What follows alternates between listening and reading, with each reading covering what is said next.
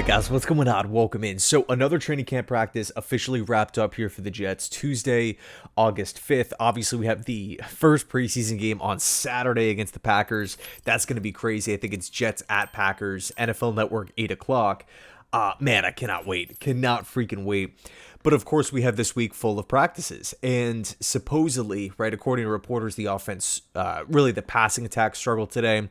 Multiple incompletions, multiple sacks, multiple turnovers. And it really feels like the notion from these reporters is that Justin Fields is struggling massively, to complete passes and whatnot. But I'll say this. On one hand, is it concerning?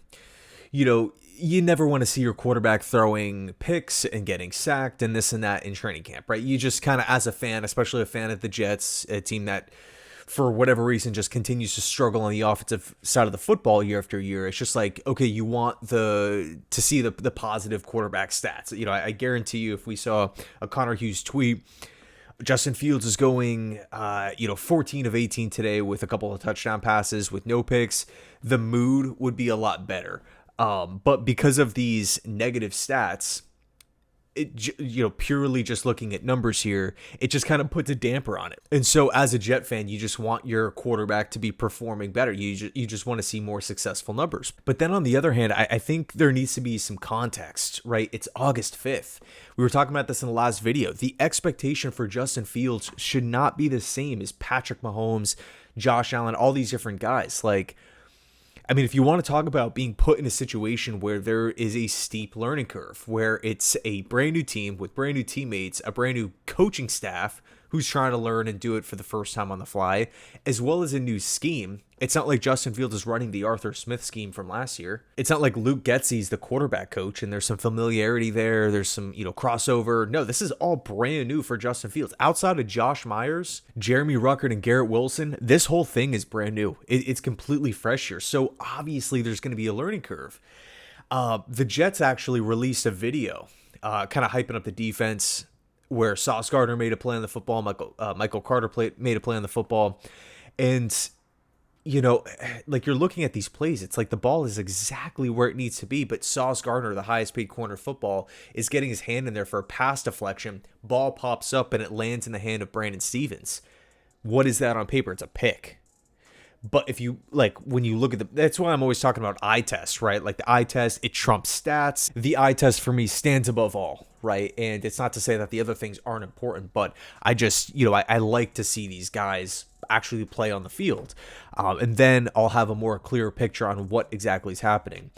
And the whole reason why I bring it up is because, on a tweet, on paper, this goes down as an incompletion. This goes down as another incompleted pass. This goes down as another pick. But then if you actually watch the play, it's just these are incredible plays that are being made by two great defenders here in Sauce Gardner and Michael Carter on the other one.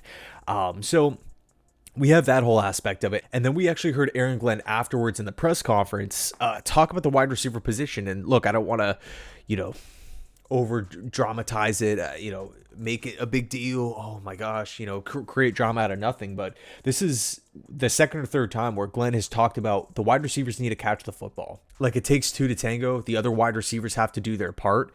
And he also made a really, really interesting comment as well, which is Jeremy Ruckert and Garrett Wilson are on the same page with Justin, but everyone else kind of needs to catch up. And then, of course, you're looking at the depth chart, and it's a lot of guys on one-year deals. It's a lot of unproven question marks. And then you're looking at the date, right? August 5th. So, again, it's not super surprising that this Jets team is struggling to pass the ball, to have this super efficient passing attack. I'll literally, I think if we go, and I said this in yesterday's video too, I think if we take a look at all 32 teams in football, the offense is behind compared to the defense, especially when pads come on. I understand that not every single day is contact, but, the offense is trying to work through things. And the Jets are learning a new system with a new coaching staff, with a new quarterback. So, of course it's going to be a little behind. Is Fields going to be late? Is Fields going to throw a pick? Is Fields, going to have a head scratcher from time to time? Yeah, of course. He's not a top 5 quarterback in football. And again, you want your quarterback out there producing, right? Lighting up practice, looking like a well-oiled machine, spraying the football around, being super efficient. I'm in that same boat, right? But at the end of the day, the sky's not falling. It's August 5th. We're days before the first preseason game. And I'll say this too about Justin, right? Kind of thinking about it now. What a cool opportunity, because it kind of not internally speaking, right? Not Ingstrand, not Glenn, not the Jets, but it feels like the media side of it is kind of like, okay, what's going on here? The offense or the passing attack isn't all that good. He needs to pick it up. Things are starting to, it's starting to get a little high strung. But if you're Justin, like, you're looking at a calendar, hey man, it's August 5th. I have over a month to get to where I need to be. Over a month. Like, it's cool having that deadline. It's cool having this much time. But because look, let's be honest, there's going to be today was a longer practice. There's going to be so many reps, so many team drills. I mean, joint practice sessions, preseason reps. Like, there's a lot of time left before the start of the regular season. Aaron Glenn talking about the team kind of focusing in on week 1 of the regular season, looking at everything through like a wide lens, which I really like because it seems like there's a clear and detailed plan for how they want to approach the offseason. They're not just kind of taking it day by day and just kind of seeing what happens. So yeah, a tough day through the air for Justin Fields and this Jets offense. Here is, I would say, some bad news, right? Lots of injuries sustained today. Brian Cohort, someone who's supposedly having a pretty good camp. He's dealing with an ankle injury. Azareye'h Thomas hurt his shoulder. Breece Hall left the field and then came back in, so luckily that doesn't seem like it's anything, big. Will McDonald's dealing with back spasms. Mason Taylor's dealing with an ankle. Tyrod Taylor dealing with a knee. According to Aaron Glenn, that's kind of like a wear and tear thing. And it's just going to be something that they're going to be managing over these next, days and weeks here. Jermaine Johnson, obviously, continuing to not practice. So the injuries are starting to pile up. I think if we had a week before the regular season, I would be panicking. But because we have over a month, I think we'll be okay. But I'll, just throwing this out there. Would it really hurt to bring in another wide receiver? I get that Josh Reynolds is having a good camp and stuff, but it just really just God forbid Garrett Wilson gets hurt tomorrow. I mean, what the hell are we going to do at wide receiver then? Of course, it has to be a two-way street, but Keenan Allen's out there. Gabe Davis is out there. Amari Cooper's out there. Are these guys, top elite end type of wide receivers? No. But do they provide something that the Jets currently don't have? I think you can make the argument for all three of those guys. I think a veteran wide receiver who could get open by himself, who doesn't necessarily need to be schemed open, would be a smart play. If we're waking up tomorrow morning to the news, hey, the New York Jets are bringing in Gabe Davis on a 1-year incentive-based deal. Personally, I'm not someone who's like the biggest Gabe Davis fan, but are we a better football team? Yes, we are. Supposedly, Allen Lazard continues to struggle. Arian Smith, I just think that ask of a coaching staff is tough. Like, hey, you're a 4th round pick. We're going to need you to, we're relying on you to get 70 catches this season. Like, that to me is just unrealistic. Malachi Corley, just up and down, but mostly down.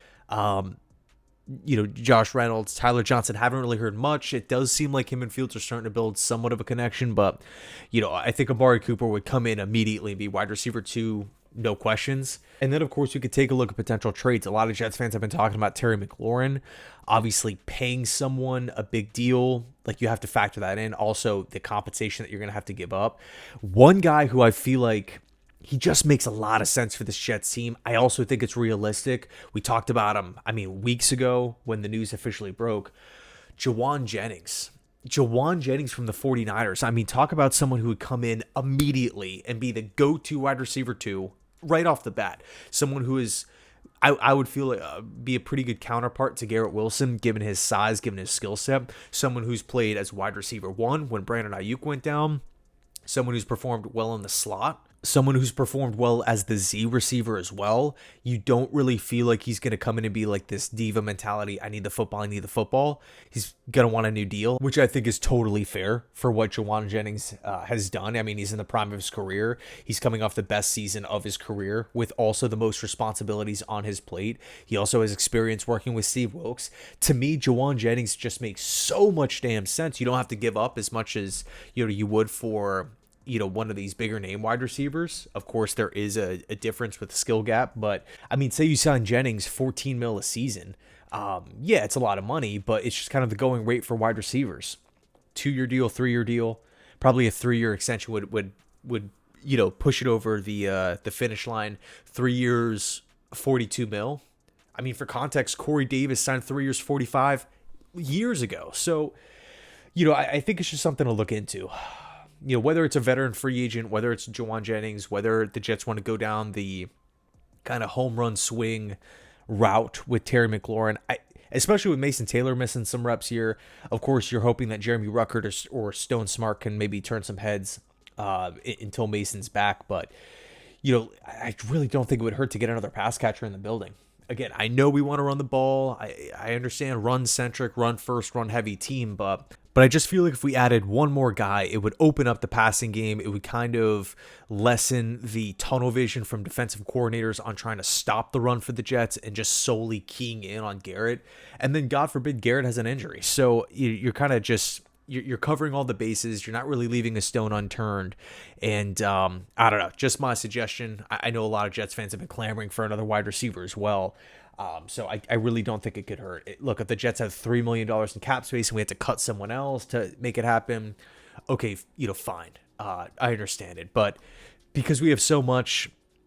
kind of the same situation with Nick Folk, right? The kickers aren't really getting it done. Let's just bring in a solid veteran who can handle his business and just pay him what he deserves and what the going rate is. Now, with wide receiver, it's a lot more money. I get it completely, but the point is the Jets have the space to do it. A couple standouts from today's practice. I understand that the vibe from the reporters was very negative from the day, but Sauce Gardner continues to look absolutely dominant this camp. Brandon Stevens continuing to turn heads and make plays. And also Andre Sisco had another interception. Andre Sisco's been all over the place. My favorite free agent acquisition. I really think he's in store for a big year. I know I don't want to sound like a broken record, but I feel like he could definitely take a huge step and have the best season of his career. I don't think that's a stretch to say, given the environment that Sisco's currently in. Steve Wilkes, the development, where he is age-wise, right? Athletic ability in this style of defense. Great system fit as this rangy center fielder as well. So, anyway, let me know your thoughts down below in the comment section. Thanks so much for watching, and as always, go Jets.